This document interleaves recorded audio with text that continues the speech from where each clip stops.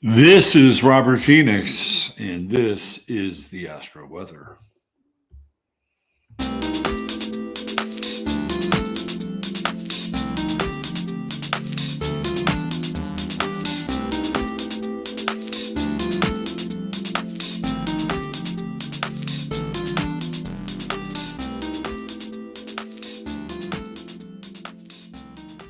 All right, what's happening? Que pasa? All that que tal, all that stuff. Buenos dias. It is another day in the realm, and we are here to break it all down. So, just a couple of housekeeping notes. You request things, and I do my best to listen. See, that's how a relationship is supposed to work. We talk, we work it out, right? Some days I'm Joe Stalin, and some days I'm Joe Campbell. And some days I'm somewhere in between. So today I'm Joe Campbell, and I'm listening to you. So Julie Sunshine wanted links to locals. So there's a locals link that's in the show description. And there's a link to 15 minutes, which I will be doing today. And it's going to be a bit of a different show than what I was planning on doing. That show is going to take some work because there's a lot of deep digging and excavating, and it has to do with Donald Trump circa 2014, 2015, and what was going on with his life and where the money was flowing in those years. Because that's when TPUSA begins to get rolling, right? There's a machine that gets assembled around Donald Trump leading up to the 2016 election. And it's 2014, 2015, which are you could probably even go back further, 2013, maybe even 2012, but it's 2014, 2015. And I'm interested in where the money is coming from and who's starting to fund the machine, the Trump machine. Now, what I have found is a lot of very user-friendly interviews for Donald Trump by a variety of sources. Like, he's letting the cat out of the bag. He's basically saying he's going to run for president. And he had talked about this before during other election cycles, most notably the 2000 election, where he was teasing. He should have run for that presidency, by the way. But Trump he takes a page out of Sun Tzu. He only generally fights battles he knows he can win. That's something I've noticed about him. So somebody somewhere told him, listen, you don't stand a chance against George Bush in 2000, right? He's got the machine behind him, and he would have had to spend a lot of money. And he's coming, for Trump, coming into 2000, he's coming out of the 90s, which is a very volatile period for him, right? That's his wild Epstein days in New York City. So he has to wait a couple of election cycles for a lot of that to settle down and then begin to recreate his image. So I'm going to do some shows, and it's going to be excavating that 2014, 2015 period. But it's going to take me some time. So today, we're going to look at the results of these elections, which have taken place. And got to say, MAGA took it on the chin. I'll get into more of that. Anyway, the link is there, which is a long way for me to say the link is there for 15 minutes. So everything you need, including the link to Silver Botanicals, is listed on today's show. Sunday night, I'm going to do a deep dive on Zohran Mamdani and his chart. He's got a chart. He's got a birth time and everything. So I'm going to leave that for Sunday night because it's a worthwhile discussion. And what we'll do is we'll do some comparison contrast stuff, some synastry. He's got a Mercury-Mars conjunction in Scorpio. People that have that they can be very charismatic and very magnetic. And he's a millennial. He's a burn it all down millennial. So his chart is a worthwhile discussion. We'll put that off until Sunday night because it gives me something to talk about, right? But I will get into the dynamics as to why MAGA and the Republicans took it on the chin and more. So that'll be happening at 9:10 over on Rumble. So let's talk about silver botanicals, and then we'll get into the weather. So this is the sponsor at the start of the show, at the onset of the show, Silver Botanicals, and you have 6 days left, 11/11, to take advantage of the $20 discount right there, and you get free shipping. Boom, boom, and you get all these great products infused with nano silver and some of the best essential oils you will find anywhere in the world because these guys import the best stuff. Even with all the tariffs, they're still maintaining a reasonable price for their products, and it's even more reasonable for you. And you get the Silver Shield sanitizer. That's 12 ounces. I still haven't burned through mine. And again, I tend to use it for a countertop cleaner. The Silver Tongue Oral Care, which I swish with after I brush. The Silver Shield bar of soap, which is right now in my shower, which I use. The Botanical Sea Serum. Oh, you can't see it. Thanks. You know what? Man, this always fucking happens with Rumble. Thank you guys. That should do it right there. There it is. God, it's annoying as fuck. Anyway, I'm going to start using the Silver Sea Serum because I can see these little bags under my eyes, and I'm gonna go. So I'm going to be a real time example as to how this product works. You get the Silver Shield deodorant, which, by the way, is refillable.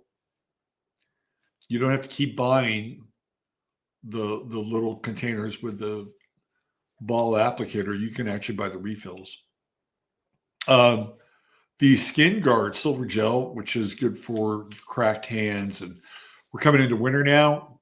Trust me, you want this on your hands. And then the Silver Foot Shield. So if you are out and about and you work a lot, your feet sweat, highly recommend it. It's all yours for just $75.16, free shipping included. And if you just want one of their products, you can just click on that link, and that's the Astro Weather code that you need to get the 10% off anything there. All right. Shout out to Silver Botanicals, Dean and Ray over there in San Marcos. All right, let's get into the weather because I want to spend a fair amount of time on our star of the day today, which I think is quite interesting. Big fan of today's star of the day. All right, here we go. I know this will work because we just did it, right? Let's move me down there. Look at that. Look at that. And let's make this a little bit bigger for all you boomers. Jasper, are you a boomer? Jasper, if you were a human, you'd be a boomer. You would be because of your age, your relative age. You would be a boomer. But you're lovely. Look, not all boomers are bad. Not all millennials are bad. Right? We have to remember that. Because they do such a fantastic job of dividing and conquering us.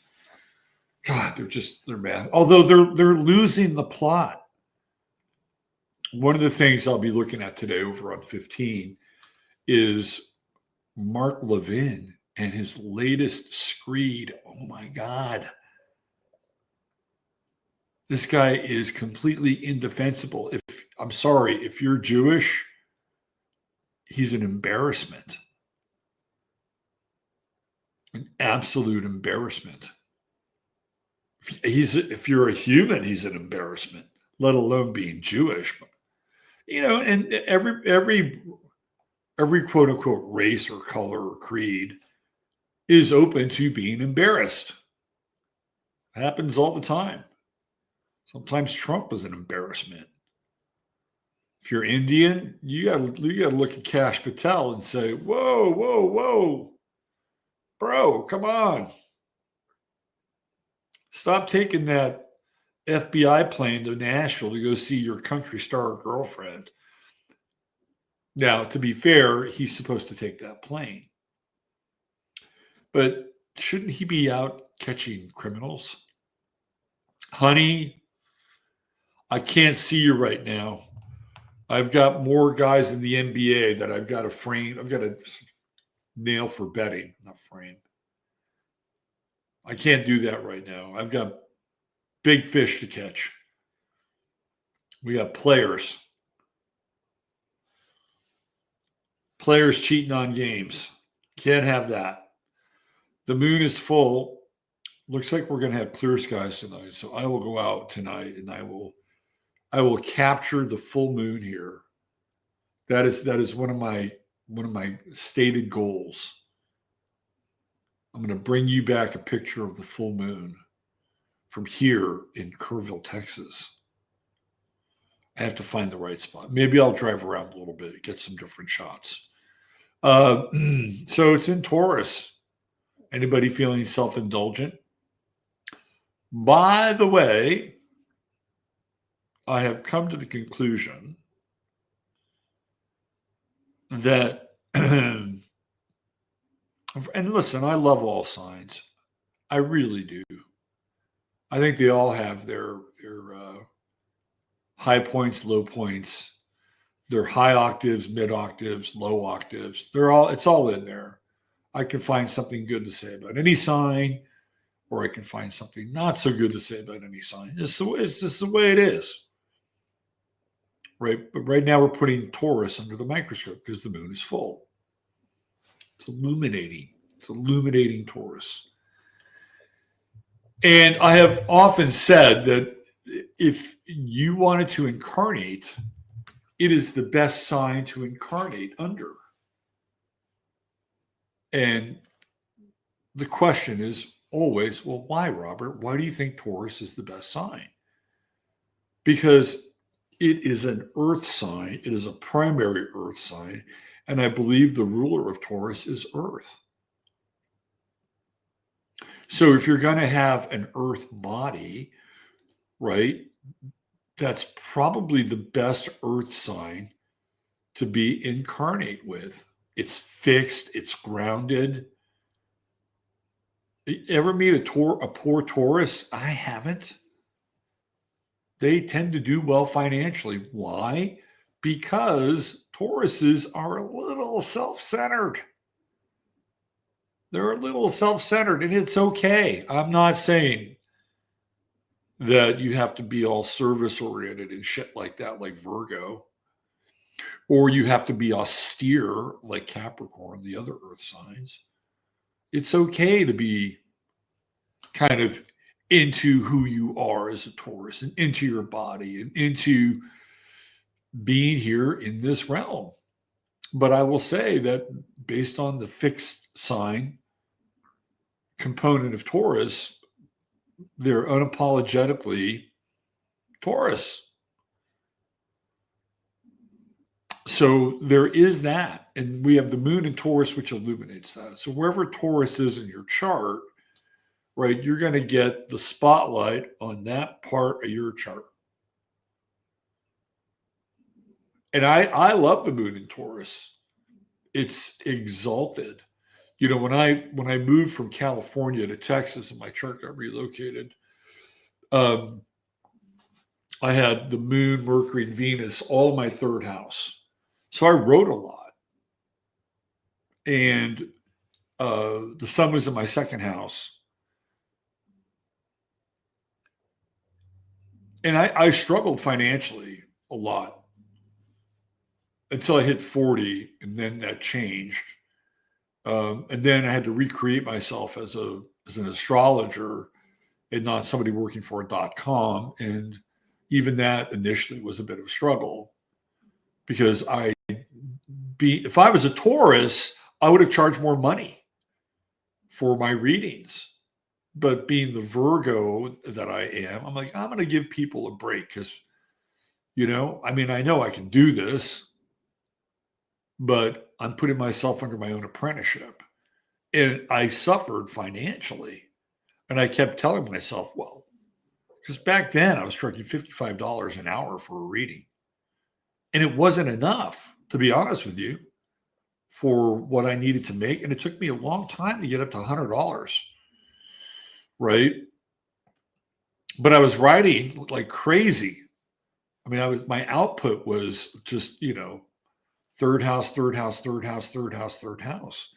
And then I moved to Texas and all those planets went from the third to the second. And my finances got better, but I wrote a lot less and I talked a lot more because Taurus rules the throat. So my output became more like this and less like this. Very simple astrology. So if you look at where Taurus is in your chart, this full moon illuminates it. And the back end, of course, is going to be Scorpio. So today is a day where we have a lot of desire. I'm sure some of you are going to go online and do some shopping today. We've got this whole SNAP thing, which is not going to get resolved. The government is not going to restart until Obamacare runs out. Keep that in mind. I could see this government shutdown running all the way through until next year. And I know that's a big, bold statement, and I'm going to get into this over on 15. One of the things that the government shutdown does is it impedes any kind of bipartisan effort to uncover the Epstein files. That's part of it, right? That's part of it. All that cannot happen until they have a quote unquote open and functioning government. And will it take that long for the government to reopen so that somehow, some way, Thomas Massie is primaried and is out? Don't think it couldn't happen. It certainly could happen. It'll happen until Obamacare runs out. And that's the other side of the full moon. It's Scorpio and it's other people's money. Meanwhile, they're still collecting your taxes. So if the government is shut down, shouldn't they just say, listen, to be fair, when's the government ever fair? It's not. We're not going to take your taxes. But this is one of the things that gets illuminated. Like, what are we getting? What are we getting for our tax dollars? The tax dollars that are still being taken out of paychecks. You have to ask yourself that question. And if you can justify it with ICE being on the streets in America and snatching people up and not even doing a great job of that, by the way. I still haven't seen any Somalis sent back. And clearly there are Somalis with criminal records. So you see, that is the litmus. I haven't seen any Haitians sent back. The only thing you see are these kind of random sort of raids into places like Chicago and Portland, where this current administration knows that they will get visceral pushback, which gives them more of a license and credence to increase their ICE activity and to inflame the masses. So this is one of those things where you're also, you watching this stream right now, are looking at your own money. I've almost given up on eating out now. I'm preparing meals that I can repurpose over the course of a week, so I don't have to go anywhere. I don't have to spend 15, 20, 25 extra dollars to eat food that looks good on my plate, but has seed oils and who knows what else. So this is what we're dealing with this full moon and the sun in Scorpio. Where's the money going? Where's it going? Where's it coming from? What's it attached to? And how can you still live a quality life? Because the moon in Taurus wants a quality life. It doesn't really want to give up the creature comforts. And I managed that yesterday. Looking ahead to Thanksgiving. I said, I really, really want a Thanksgiving this year. Because I haven't had one for a while. I like making turkey. I've smoked turkeys. I enjoy cooking. So reached out to some friends here locally. Because I'm like, hey, let's get some people over here. And it's like, oh, we were thinking about you. What are you doing for Thanksgiving? We want you to come over. Well, they're okay. We'll do that. We'll do that. So I get to have a Thanksgiving. I just don't have to prepare for it. Bring a dessert or something. I was trying to convince Joan that aspic would be a reasonable dish. I think aspic is going to make a comeback.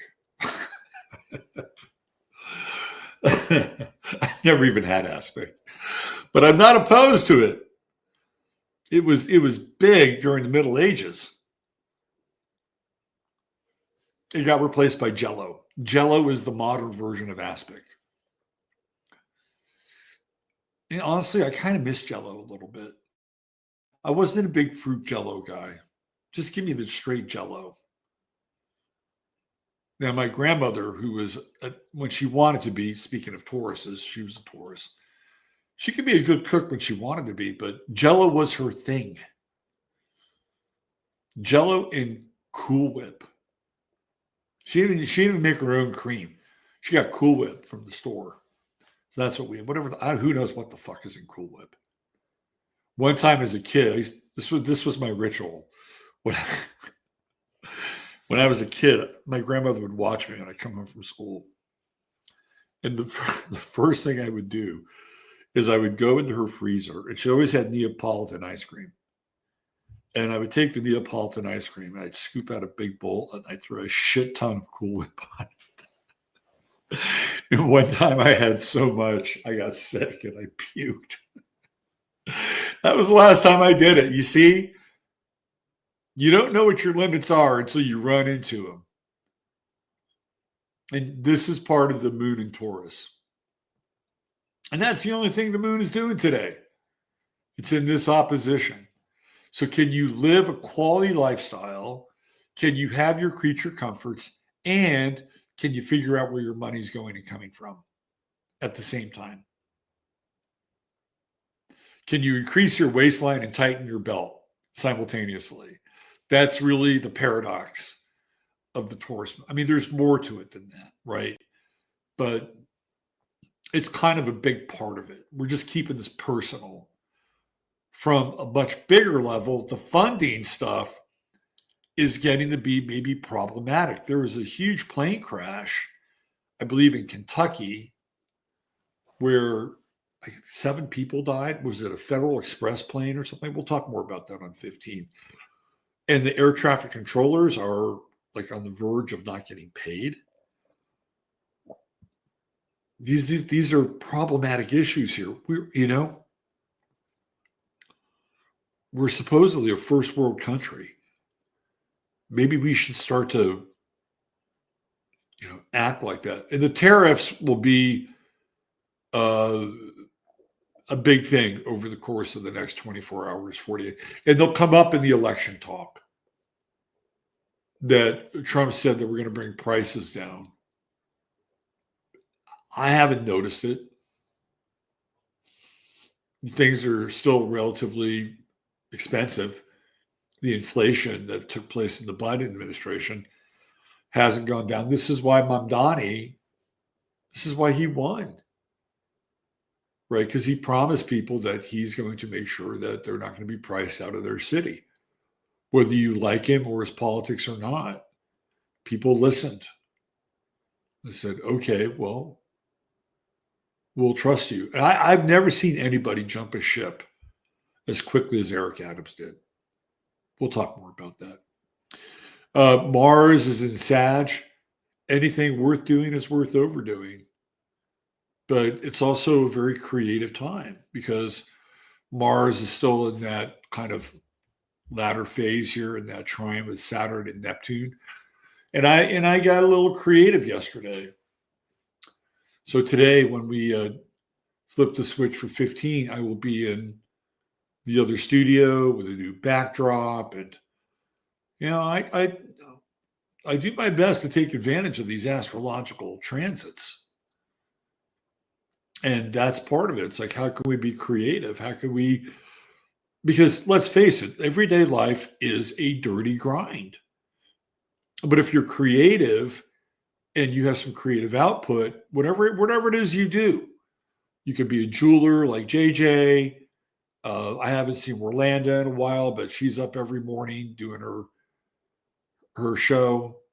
Cup of coffee with Scream. Her favorite time of year is this year. I can tell you that right now. But if you have the creative outlets, and the big challenge is to stay inspired. And we got a grand trine right now. Mars, Mercury, Jupiter, Saturn, Neptune. Invest in being creative. That is the life force. That is the life breath. Right? The thing that I hate more than anything is fucking routine. Like I'm a projector. I can't deal with routine. Routine is being here every morning is a contract that I have with myself and whoever watches the show. Does it fall under the bucket of routine? Sure. But it also affords me the ability to be creative and to come up with interesting ways to talk about things. So it doesn't completely become a grind, right? Venus is at 28 Libra. And just look at where Venus is. People want more out of their relationships right now. And the question is it feasible to want? Is it feasible to want more? It's a real fine line because, whoever you're with in relationship is who they are. It's who they are. Is there wiggle room? Can you negotiate? Can you be lovingly transactional? Well, I would think yes. Because relationship is one of those things, right? And today Uranus is still in Gemini. In this chart, it's over here in the 7th house. So we're looking at how to keep things interesting, how to keep things alive. How again, this whole idea of routine. How do you do that in a relationship where you don't want to offend the other person? And Venus and Libra doesn't want to offend the other person. It wants to find workable solutions and balance. But as Venus moves, and you better do it now, you better try to work these things out now, because when Venus moves into Scorpio, we're already in that square with Pluto. And so there's intensity, like even small decisions can seem very intense. Small bits of conversation can seem very intense at times. Now, we do have that Venus Jupiter square, which I actually like, because there's the potential of like, well, can we make this bigger? Right? Can we expand the potential for who we are together? And can we have conversations where the other person doesn't take what we say personally, or what the other person says you're not taking personally? Like, it is personal. Relationships are personal. And I don't care if they're like work-related relationships. They're still personal. You're still having a one-on-one encounter with another human. And so Venus square Jupiter is like, there could be more, right? There could be more. And we talked about this Chiron opposition yesterday, which is still there. And you have to be really mindful. And even if you're mindful, there's a very good chance that the person that you're talking to is going to take what you say personally. And you have to be prepared for that. That's part of what I think is important with astrology, is having the right mindset. So what I'm trying to do is set the table for you so you have the right mindset if this is a part of your life right now. And I don't think there's no way it couldn't be. Because again, relationship touches all these different areas of our lives. From the person that we go to bed with at night and who we wake up with, to the people that we have contracts with, that we agree to do things for in a professional setting, whatever they are, right? But but I think there's some interesting things that can come of this. Again, my own personal life is a litmus for a lot of this gets worked out. And I got a text from my son last night, and he asked me about a company called Flock, Flock, which I had never heard of. And it turns out that Flock is based out of Georgia, and it is a surveillance system that was started by 3 college pals, which is becoming very powerful and ubiquitous almost overnight. They started this company 2 years ago, if I'm not mistaken. And it has taken off like wildfire. Cameras everywhere. They're working on drones. And he asked me about it, and I looked it up, and I saw an interview with, I may even play that today over on 15. Saw an interview with the CEO. And then I went through all the comments, and people are like, this is the surveillance state. This is a violation of the Fourth Amendment. And that was the realization that my son came to, that they're helping to build a surveillance state. I'm like, whoa, that's my son, right? Like, he's showing up. He's starting to see things in a way that we can have meaningful conversations about. And again, with Venus and Libra, it's like, what's fair is that, and I was able to introduce the Hegelian dialectic, problem, reaction, solution. I said, how does this company become popular? Well, you let in a bunch of people who are going to steal your shit. And that's what happened. Their neighborhood got ransacked. Not him, but the people that started Flock got ransacked. And a lot of these guys are running around packing. Like, they'll leave like a piece in their car or their truck more than likely. And so they were like, screw that. We're going to start putting up cameras. And it must have been a month or two later after they installed these cameras that they had built. And they caught these guys again. They came back and they had their license plates and everything. They handed the information over to the police. The police found these guys and they got their shit back. So that's the Hegelian dialectic. The problem is a bunch of people who aren't supposed to be here, right? Who are not working, who decide that they want to steal for a living, steal a bunch of shit. These guys build this system. That is the reaction to the problem. The reaction is we don't like it. The solution is the building of the system. So we also have a yod going on, Saturn, Neptune, Uranus come in right there with Venus.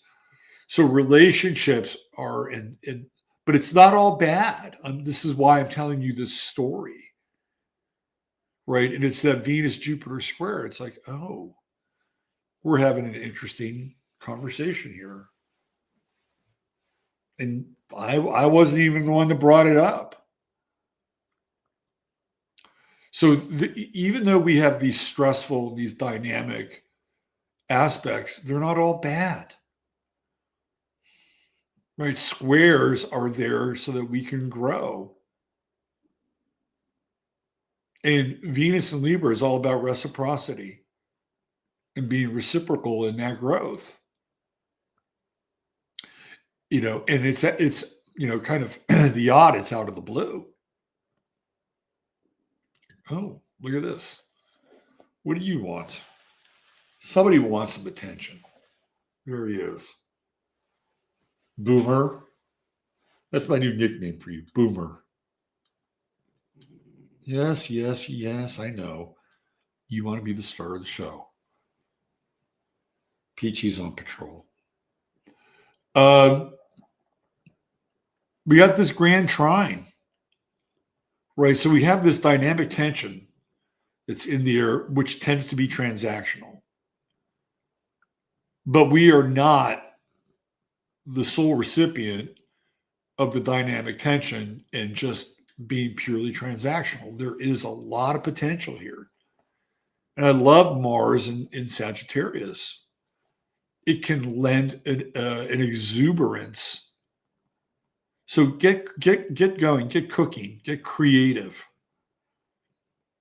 If you do that, you can offset the heaviness. That is our, we're in total Blakean territory here. Right? William Blake, innocence, experience, and imagination.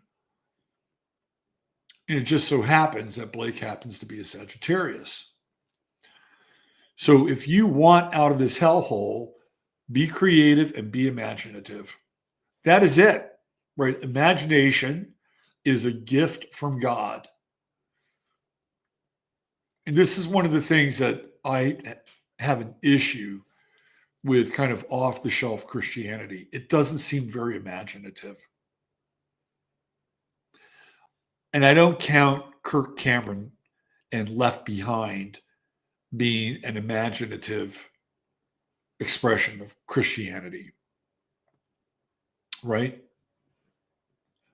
I mean, if you think about God in God's totality, even if you're like a God, if it's the God beyond the God, right?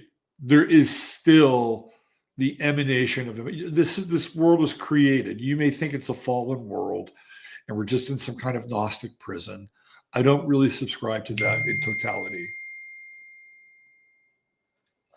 Okay. There is some truth to it. You look around and wow, pretty oppressive place. But the way out is through the imagination. It's through creativity. Why? Because you are mirroring the act of creation and God. God had to have some imagination to create a variety of species of animals and plants and everything that is here.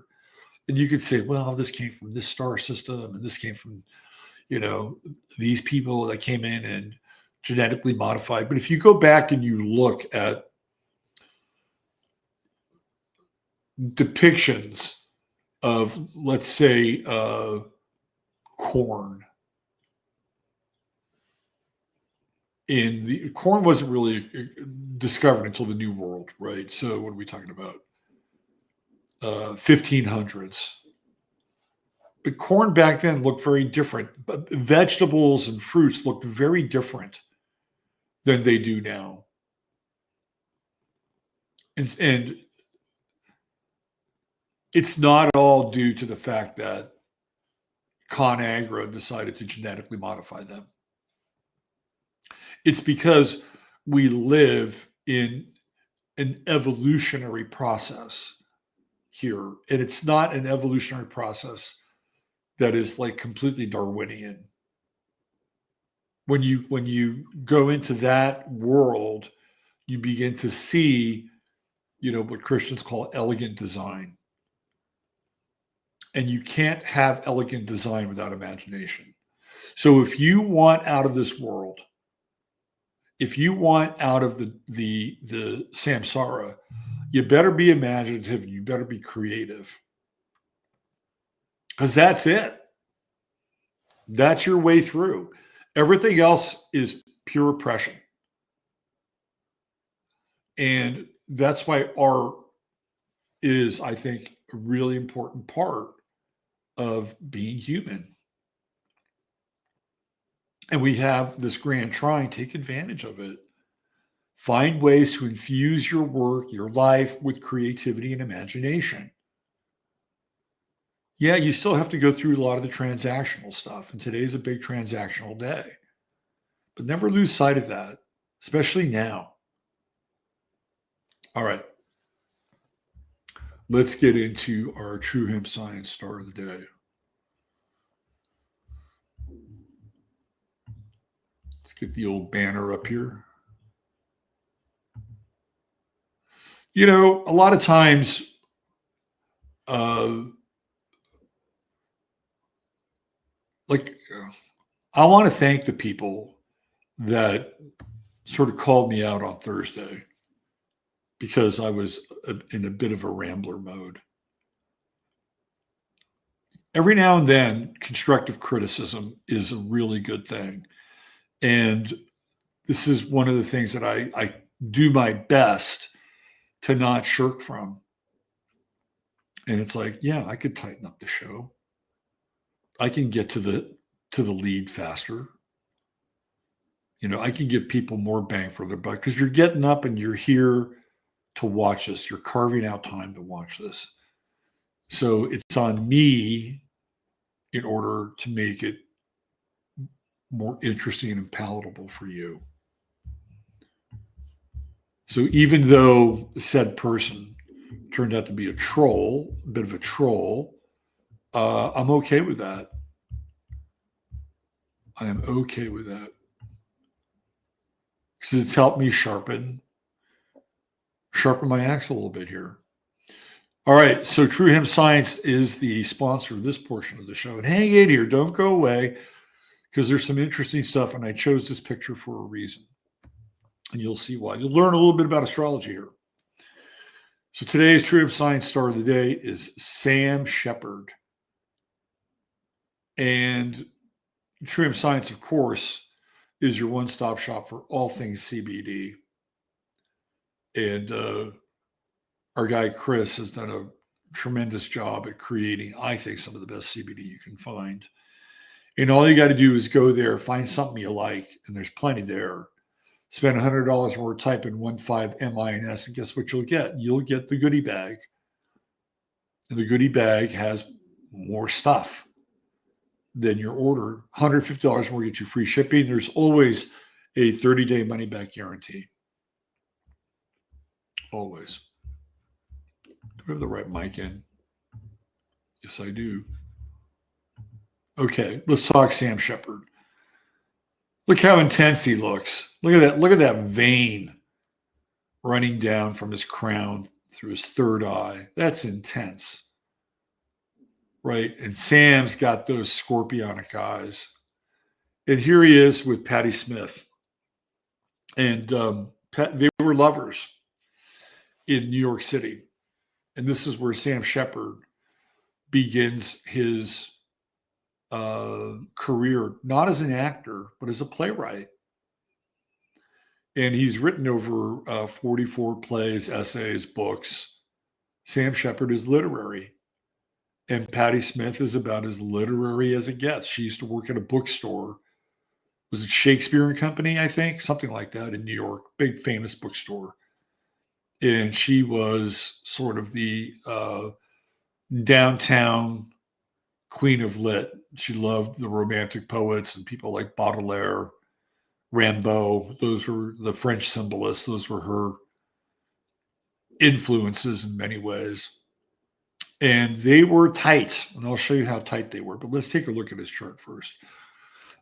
Pisces rising, but he's got that intercepted house in Aries. How many military roles Sam Shepard play? A lot. Perhaps his most famous military role was Chuck Yeager in The Right Stuff.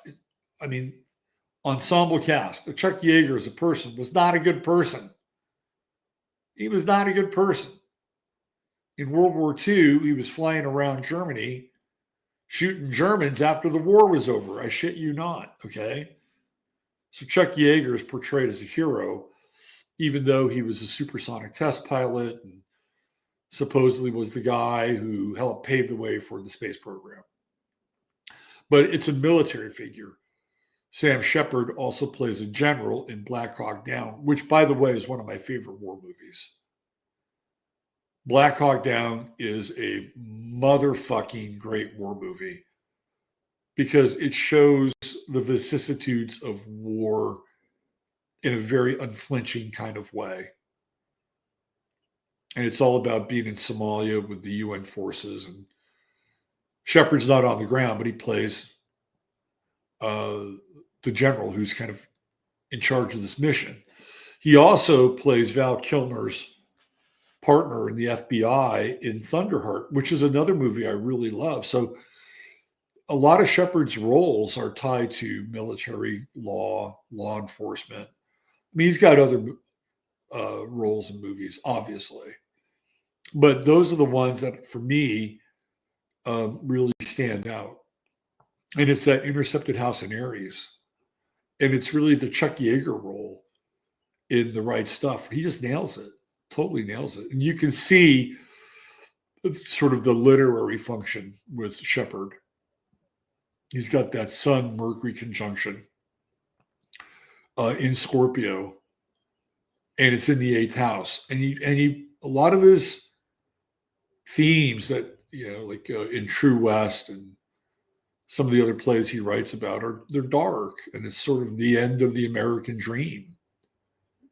He's kind of like Peckinpah in that way, but for the stage. And he was a celebrated playwright. I mean, Sam Shepard was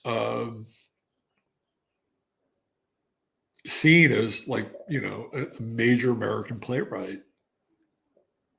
And he's got that Pluto true node conjunction down here in the 5th house. And he goes from being a writer to being an actor.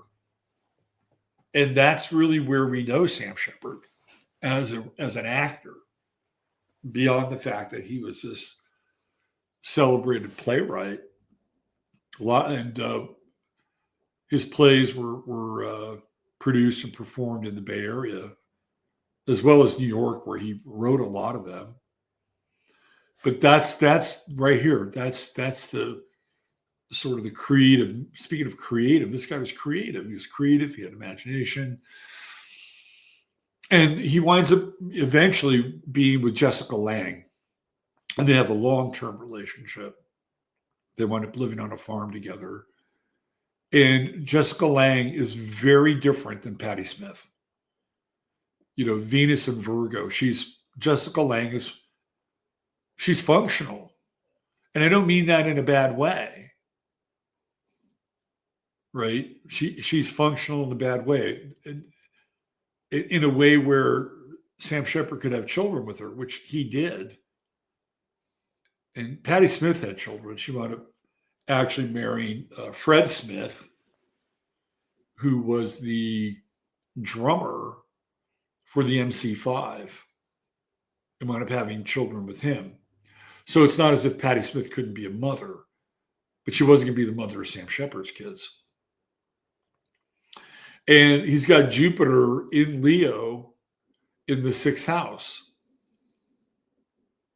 right? And his Jupiter is in a kind of a wide conjunction with Regulus. So he's going to be creative, right? That's going to be his creative work. And in a lot of ways, his creative work theoretically should be healing, because he has this Chiron for him and perhaps for other people as well. Not an easy person to be around, though. I can tell you that. Sun, Mercury square Pluto. That's not easy. But he wanted a traditional relationship, a traditional marriage, traditional home. He's got Ceres in Cancer, and he has his part of fortune in Cancer down here in the fourth house. So at the end of the day, he was looking for somebody very different than Patti Smith. However, I want to show you their connection because it's very powerful. Let me get this up here. All right. So this is the synastry chart between Patti Smith and Sam Shepard. Give me one sec. We'll fire this up.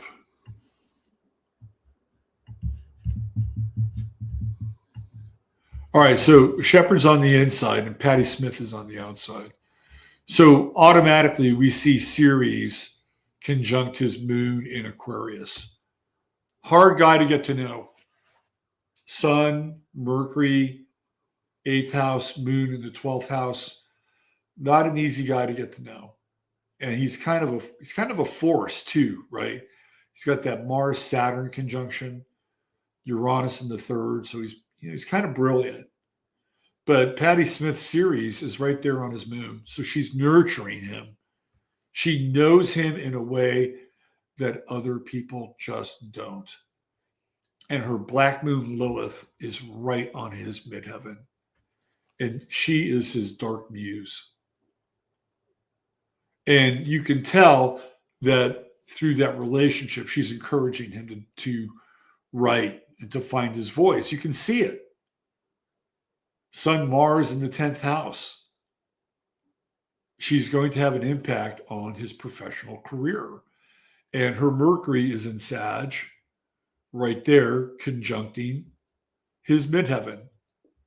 But the thing that I find most interesting, and I found this interview with her about Sam Shepard, and her moon is right on his ascendant. So without being too pedantic and reductive, this is Jessica Lange over here. Venus, Virgo, functional, still looking for a muse, right? But over here, there's Patti Smith, her Piscean moon right on his ascendant, her moon conjunct Vesta. And she, to this day, still talks incredibly fondly about Sam Shepard. She was his muse, full-on muse. Saturn, Pluto conjunction, Saturn in his 5th house. And who knows what went on behind the scenes with the two of them. As a romantic relationship, I think it had its time limits, right?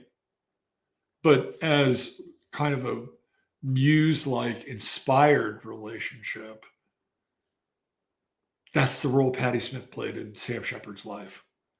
Like, we wouldn't have Sam Shepard's plays, or even perhaps Sam Shepard, the actor, without Patti Smith. And that brings us back to the discussion with Venus that we talked about today, earlier. Right. And I don't know when exactly they broke up, but I had this article. Where is it?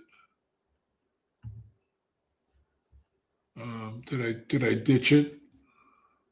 I think I might have ditched it. Hold on. It's It's right here. Let me just share this really quickly. This is from 2020. And she says, get rid of this. Patti Smith opens up about loss of Sam Shepard. I miss him terribly. There they are, much older. And she says, Smith opened up about the loss of her lifelong friend. Well, they were lovers who died in 2017 at the age of 73. Asked about Shepard, Smith said, I see Sam looking at me with a wry smile. He knew me so well. I miss him terribly. They knew each other incredibly well. Sam was very protective, though he understood I'm a pretty tough and can handle myself. We went through a romantic interlude, but didn't need that. We connected in so many ways. We trusted one another, respected each other's work, had a similar sense of humor. We had an equal but masculine feminine relationship, which at any age is nice. He was like a friend, but it was also like having a man in my life for 50 years. So this is, she's also connected to Robert Mapplethorpe as well. She talks about that. That relationship's potentially a little more problematic. But he wrote 44 plays, several books, short stories, essays, memoirs. The Right Stuff, Days of Heaven, The Assassination of Jesse James by the coward Robert Ford, another kind of law and order movie with Aries in his first house, intercepted. I believe he met Jessica Lange on the set of Days of Heaven, if I'm not mistaken. I could be mistaken, but I don't think it is. Anyway, I just wanted to show you that and give you a sense as to how synastry works in a way where the people that we're talking about wind up having a long-term relationship, even though the relationship isn't under one roof, right? And the key part is that moon conjunct his ascendant, and her black moon Lilith and her Mercury right on his midheaven, and the Ceres conjunct his moon, and the creative nurturing that went on between two very creative and I think important Americans. All right. That brings us to the end of the show. So thanks for being here. Don't forget our sponsors. They're important in the sense that they're making stuff. They're making stuff. Honest living. Right. And I'm here to be a portal to their worlds. And by supporting them, you wind up supporting the show as well. And if you want to hit me with a cup of coffee, there's a link that's provided in the text. And you can also, if you're a 21st century person, hit that Q code right there. All right. You know the drill. Use your head in order to discern what's real, your heart to set what's possible. I'm Robert Phoenix. You are you. Take care of yourselves. Treat each other well. God bless you. Love you all. And bye for now.